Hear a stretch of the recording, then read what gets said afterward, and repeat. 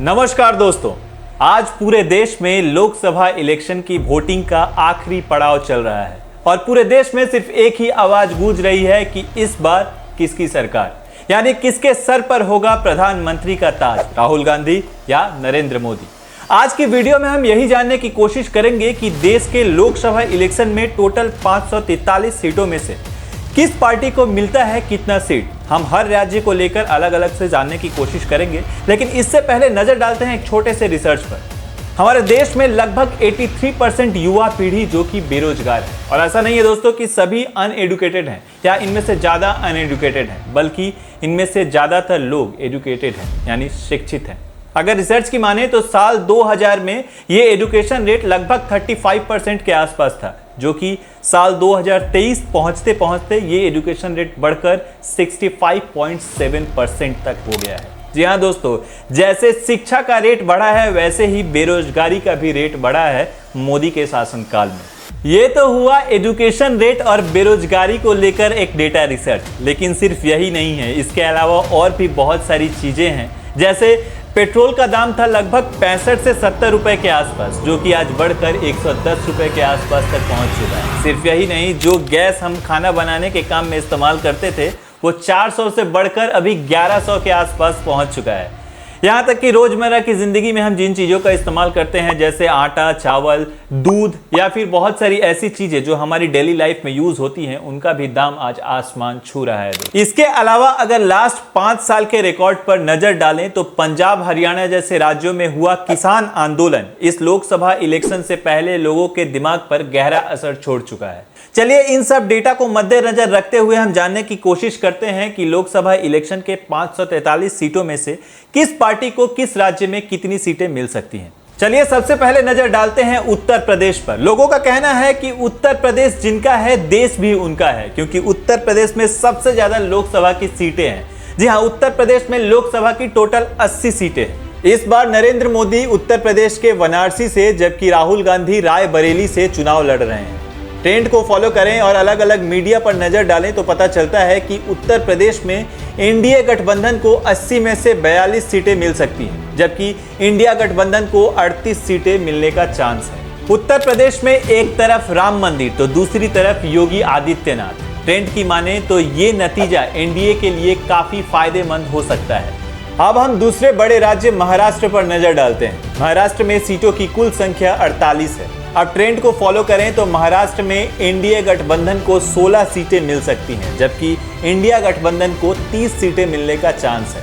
यहीं अन्य दलों को 2 सीटें मिल सकती हैं। 2019 के लोकसभा चुनाव में एनडीए ने यहां काफी अच्छा प्रदर्शन किया था, लेकिन इस बार उनकी स्थिति काफी शोचनीय है, क्योंकि शिवसेना के लीडर उद्धव ठाकरे इस बार एनडीए से निकलकर इंडिया गठबंधन में शामिल हो चुके हैं और इसका नतीजा रिजल्ट पर भी चेंजेस ला सकता है।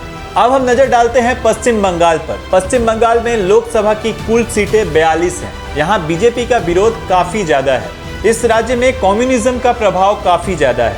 इसके अलावा इस राज्य में इंडिया गठबंधन नाम का कोई गठबंधन नहीं है। यहाँ पिछले 15 साल से ममता बनर्जी की पार्टी यानी तृणमूल कांग्रेस सत्ता में है। सीपीएम और कांग्रेस यहाँ पे गठबंधन में लड़ रहे हैं। ट्रेंड के मुताबिक इस राज्य के 42 सीटों में एनडीए गठबंधन को 8 सीटें, तृणमूल कांग्रेस को 33 सीटें, जबकि लेफ्ट और कांग्रेस को 1 सीटें मिल सकती हैं। चलिए अब देखते हैं कि बिहार में लोकसभा चुनाव का क्या नतीजा हो सकता है। बिहार में टोटल लोकसभा सीटें 40 हैं। ट्रेंड के मुताबिक एनडीए गठबंधन को 15 सीटें, कांग्रेस को 24 सीटें और अन्य दलों को 1 सीटें मिल सकती हैं। दोस्तों, बिहार में भी बीजेपी की स्थिति अच्छी नहीं है। आखिर नीतीश कुमार किस दल में जाएंगे इसका भी कोई क्लियर पिक्चर अभी नहीं है। अब हम नजर डालेंगे दक्षिण के बड़े राज्य तमिलनाडु पर, जहां लोकसभा सीटों की संख्या 39 है। ट्रेंड की माने तो एनडीए के पास सीटों की संख्या बिल्कुल 0 है, जबकि इंडिया गठबंधन को 39 में से 38 सीटें मिलने का पूरा चांस है और अन्य दलों को केवल 1 सीटें मिल सकती हैं। चलिए अब नजर डालते हैं गाय बेल्ट के दूसरे राज्य मध्य प्रदेश पर। रूखा सूखा मध्य प्रदेश में सीटों की संख्या 29 है। यहाँ बीजेपी गठबंधन को अच्छे नतीजे मिल सकते हैं। यहाँ उन्हें 16 सीटें मिल सकती हैं। दूसरी तरफ कांग्रेस गठबंधन को 13 सीटें मिलने का चांस है। अभी तक के आए डेटा और रिसर्च से लग रहा है कि शायद बीजेपी केंद्र में सरकार ना बना पाए और बीजेपी को इतने बुरे रिजल्ट की उम्मीद भी ना रही होगी। अब हम दक्षिणी राज्य कर्नाटक पर नजर डालेंगे। शिक्षित राज्य कर्नाटक में सीटों की कुल संख्या 28 है। ट्रेंड कहता है कि यहाँ मुकाबला काफी कड़ा होगा। यहाँ बीजेपी और कांग्रेस को बराबर बराबर सीटें मिलने की चांस है। दोनों को यहाँ 14-14 सीटें मिल सकती हैं। चलिए अब हम नजर डालेंगे देश के बेहद अहम राज्य गुजरात पर। यहाँ सीटों की कुल संख्या 26 है। बीजेपी ने यहाँ लगातार अच्छा प्रदर्शन किया है और इस बार भी ये धारा बरकरार रहेगी। गुजरात में बीजेपी गठबंधन को 18 सीटें मिल सकती हैं, जबकि कांग्रेस गठबंधन को 8 सीटें मिलने का चांस है। अब हम नजर डालेंगे गाय बेल्ट के सबसे बड़े राज्यों में से एक राजस्थान पर। राजस्थान में लोकसभा सीटों की कुल संख्या 25 है, जिसमें भाजपा गठबंधन को 15 सीटें मिल सकती हैं, जबकि कांग्रेस को 10 सीटें मिलने का पूरा चांस है। पिछली बार भाजपा ने गुजरात की तरह राजस्थान में भी काफी अच्छा प्रदर्शन किया था और उसके बाद बीजेपी की सरकार भी बनी थी, लेकिन इस बार बीजेपी का प्रदर्शन उतना अच्छा शायद ना हो पाए। नजर डालते हैं आंध्र प्रदेश पर। आंध्र प्रदेश में राजस्थान की तरह ही कुल 25 लोकसभा सीटें हैं। यहाँ भाजपा गठबंधन को 8 सीटें, कांग्रेस गठबंधन को 2 और वाईसीपी को 15 सीटें मिल सकती हैं। आगे बढ़ते हैं और नजर डालते हैं केरल पर। केरल में कुल लोकसभा सीटों की संख्या 20 है। बीजेपी को यहाँ कभी कोई सीट नहीं मिली है और इस साल भी हर साल की तरह बीजेपी के सीटों की संख्या 0 रहेगी। यहाँ फिलहाल राज्य सरकार सीपीएम की है। इंडिया गठबंधन का यहाँ 20 सीटों में से 20 पर ही कब्जा रहेगा। अब हम नजर डालते हैं उड़ीसा पर। यहाँ की लोकसभा सीटों की कुल संख्या 21 है, जिसमें से एनडीए को 2 सीटें मिल सकती हैं। वहीं इंडिया गठबंधन को 8 सीटें और बीजू जनता दल को 11 सीटें मिलने का चांस है। फिलहाल यहाँ बीजू जनता दल की ही सरकार है, जिसके मुख्यमंत्री नवीन पटनायक जी। उड़ीसा से आगे बढ़ते हैं और नजर डालते हैं दक्षिणी राज्य तेलंगाना पर। यहाँ पर लोकसभा सीटों की कुल संख्या 17 है। ट्रेंड के मुताबिक एनडीए को 2 सीटें मिल सकती हैं। वहीं इंडिया गठबंधन को 13 और अन्य दलों को 2 सीटें मिलने का पूरा चांस है। यहाँ भी एनडीए का नतीजा खराब होने की ही उम्मीद की जा रही है। तेलंगाना के बाद नजर डालेंगे झारखंड पर। यहाँ पे लोकसभा सीटों की संख्या कुल 14 है, जिसमें से एनडीए गठबंधन को 3 सीटें, इंडिया गठबंधन को 9 और अन्य दलों को 2 सीटें मिलने का पूरा चांस है। झारखंड के बाद अब हम उत्तर पूर्व भारत के आसाम राज्य पर नजर डालेंगे। झारखंड की तरह ही आसाम में भी लोकसभा सीटों की संख्या 14 है। इन 14 सीटों में से एनडीए गठबंधन को 8 सीटें मिल सकती हैं। वहीं इंडिया गठबंधन को 4 और अन्य दलों को 2 सीटें मिल सकती हैं। अब हम उत्तर भारत के सबसे महत्वपूर्ण राज्य पंजाब पर नजर डालेंगे। पंजाब में लोकसभा सीटों की संख्या 13 है। ट्रेंड कहता है कि भाजपा को यहां एक भी सीट नहीं मिलेगी। वहीं कांग्रेस को 9 और लोकल पार्टियों को 4 सीटें मिलने का चांस है। चलिए अब हम नजर डालेंगे मध्य भारत के बेहद इंपॉर्टेंट राज्य छत्तीसगढ़ पर, जहां सीटों की कुल संख्या 11 है, जिसमें से एनडीए गठबंधन को 6 और इंडिया गठबंधन को 5 सीटें मिल सकती हैं। चलिए अब देखते हैं हरियाणा का रिजल्ट क्या कहता है।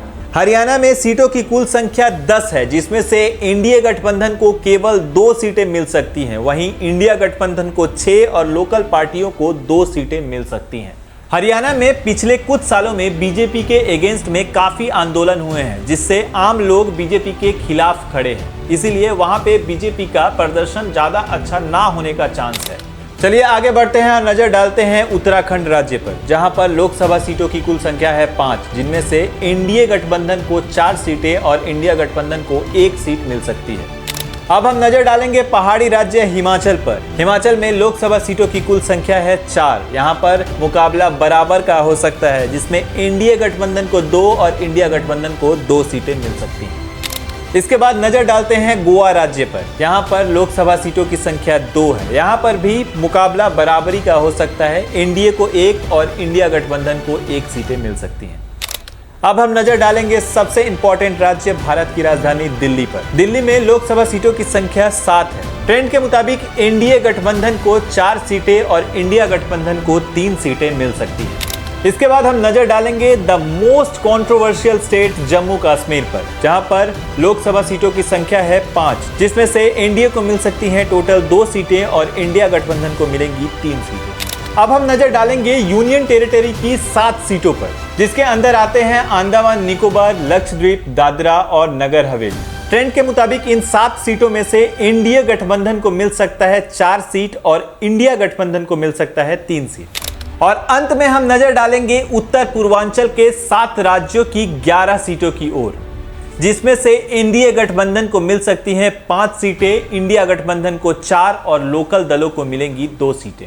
इस डेटा के मुताबिक किसी भी गठबंधन को एब्सोल्यूट मेजॉरिटी शायद नहीं मिल पाएगी, लेकिन ट्रेंड को फॉलो करें तो यह पता चलता है कि शायद एनडीए की कुछ सीटों में गिरावट देखने को मिल सकती है। लेकिन आखिर प्रधानमंत्री के सर का ताज किसको मिलेगा? इन सभी सवालों का जवाब मिलेगा 4 जून को। तब तक अगली वीडियो के लिए हमारे साथ जुड़े रहिए। मिलते हैं अगली वीडियो में। नमस्कार।